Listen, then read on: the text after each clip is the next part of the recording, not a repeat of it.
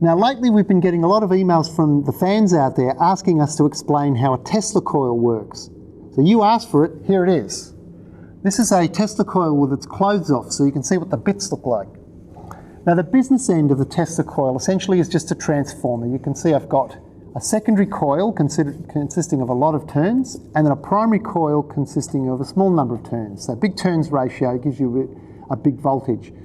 But it's not enough just to have a transformer. In order to get those weird streaming effects that you see on YouTube or that you see in those plasma balls that you buy in the shops, you need to work at very, very high frequencies in what we call the RF range, radio frequency, so hundreds of kilohertz or more. So where are we going to get hundreds of kilohertz? We can't get it out of the socket, that's only 50 hertz. Well, that's what all the rest of this stuff does. What we have is we take our 240 volts, 50 hertz, stick it through a transformer. That transforms it up to 10,000 volts. We then pass that 10,000 volts into this thing here, which is called the spark gap. You can see that there's bits of metal with a gap between. That way you'll get sparks forming between them. We have lots of gaps because we want to get lots of sparks. On the bigger Tesla coils that you might see on the web, they have rotary spark gaps, and that way you keep rotating the electrodes so that you don't get the electrodes burning up. You spread the heat around so that they last longer. All right, why do I want to make sparks? Whenever you have an electrical spark, it sprays out a very wide range of frequencies. You can hear an example of this if you ever listen to an old-fashioned type AM radio and somebody's using a power tool nearby. The sparks generated by the power tool create a buzzing noise, a sort of, on the AM reception. And it doesn't matter what station you're on, because it's spraying out lots of frequencies, you're going to hear that noise. Okay, so now we have something that's generating frequencies, a whole range of frequencies, some of which are going to be in the RF range, up in the very, very high frequencies that we're interested in. But we don't want all those frequencies. We want to concentrate on one frequency. So we need a way to filter out all the other frequencies. And the way we do that is we have a thing called a tank circuit. A tank circuit is just a coil, or an inductor if you like, connected in parallel with a capacitor. And it turns out that when you have a coil and a capacitor in parallel, they will resonate at a particular frequency of electrical oscillation. So if you pick your capacitance and the size of your inductor suitably, you will then tune it to the particular frequency that you want. And you can see on this system here, I've got an alligator clip where I can tap off the coil at different points, so I have a different number of turns. And so I can then tune up my tank circuit so it only picks out that frequency that's generated by the spark that we're interested in.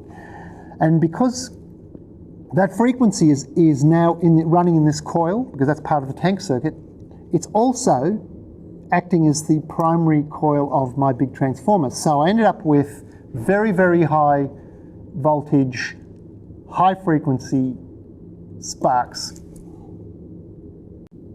Oh, one more thing. Those of you that are electronics hobbyists may have actually used a tank circuit before. If you've ever made a crystal radio set, the tank circuit is the tuning circuit of your radio. That's the bit that picks out the frequency you want to tune into. You have a coil and a capacitor. And you could either have a variable capacitor, so you can adjust the capacitance, or you can adjust the inductance by tapping off, similarly, tapping off at different parts of the coil, similarly to here with this alligator clip.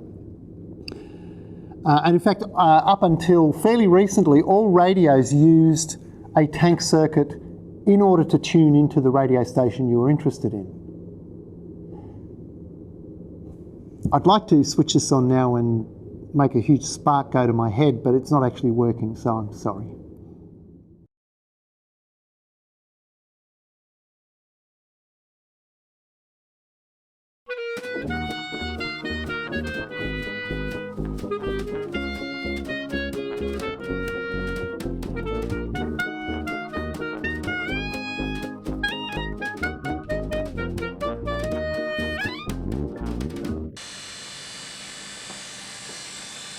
guys,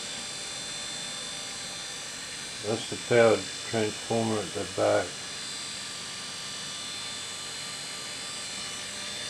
Right up over the back there. And I've got the one transformer there in front of that one.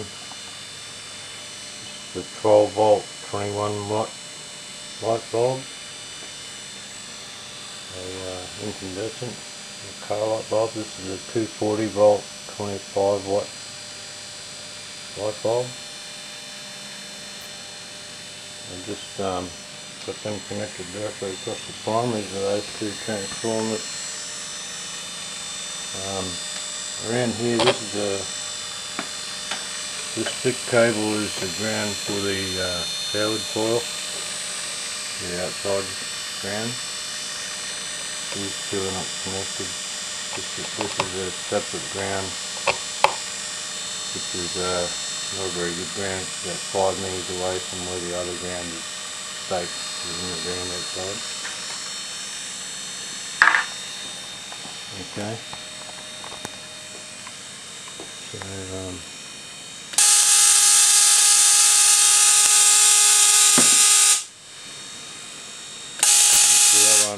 that one comes on straight away, but the other one takes a little while to come on.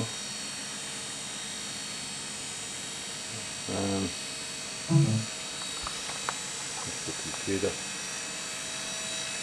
Make some noise every now and then.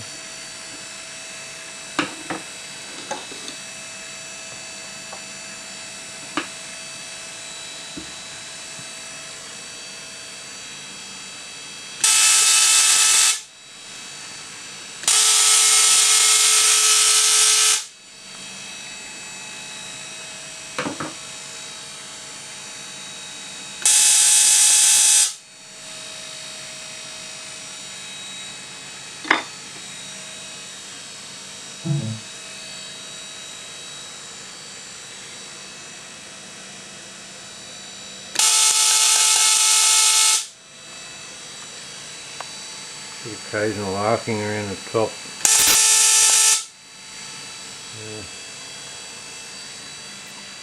Anyway, I'll light up those couple of incandescent bulbs. And light up for effect.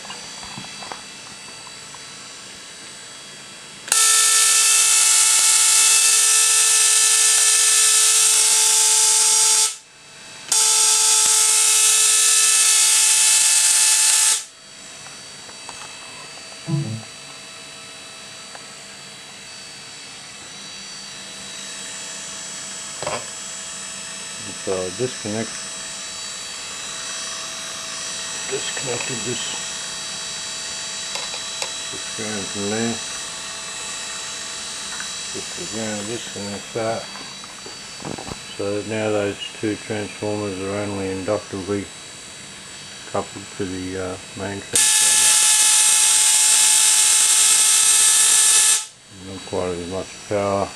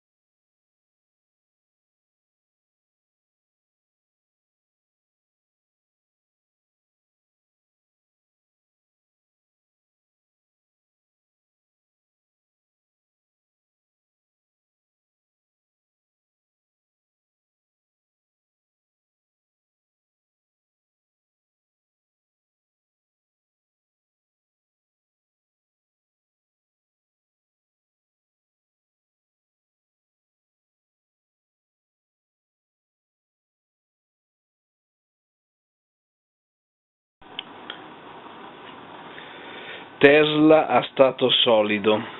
Royer, proviamo ad accendere. Bello!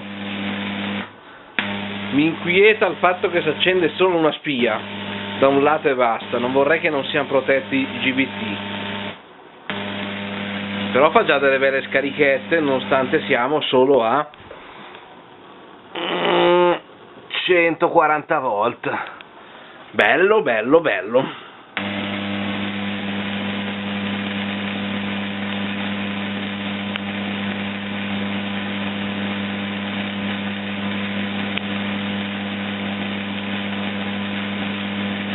Bell'esperimento.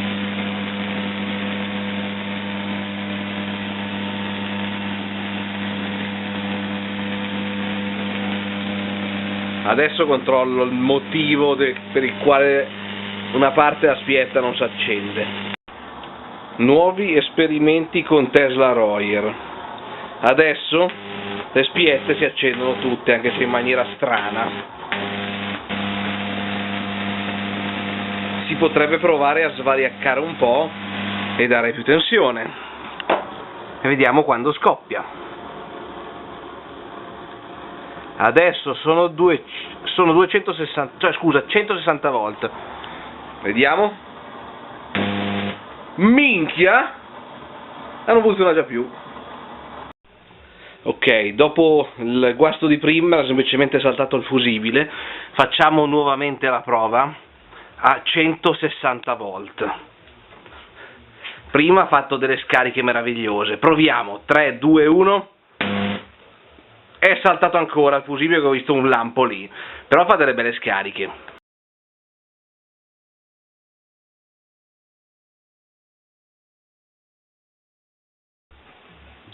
Terza prova, SSTC Royer. Anche questa volta siamo a 160 volt, ma il fusibile è stato triplicato, non è più 3 A ma è 9 A. Vado. È impressionante. La rete scende. È imbarazzante da vedere.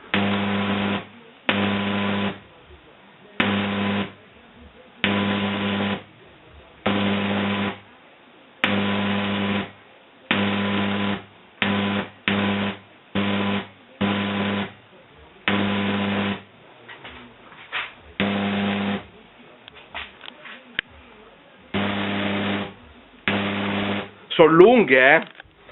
Spengo la luce.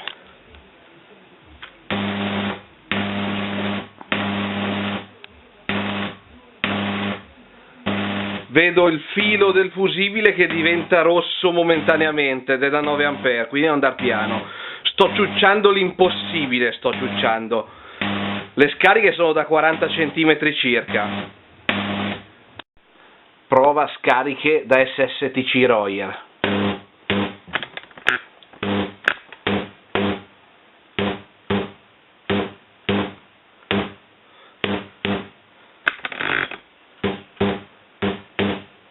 Sono lunghe, eh?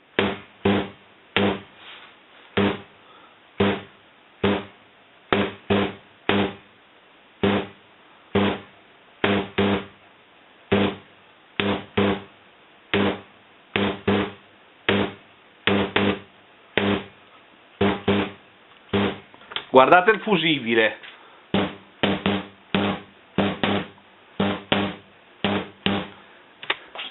Eh sì, era quella roba che diventava incandescente. Oh, cazzo!